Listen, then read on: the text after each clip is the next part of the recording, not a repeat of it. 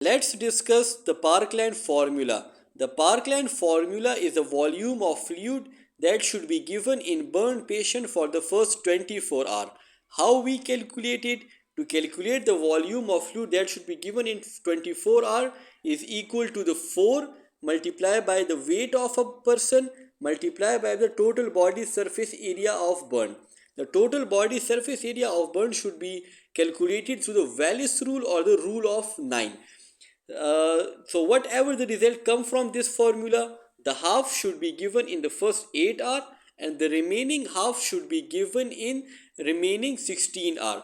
To explain this formula, let's take an example. For example, a 70 kg person have a total body surface area burn of 20%. So how we will calculate the fluid replacement in first 24 hours? We calculate it through the Parkland formula. So let's put these value in the Parkland formula. It is equal to the 4 multiplied by 70 multiplied by 20. It will give a result of 5600. We will divide this value. Each part will have a 2800 and 2800.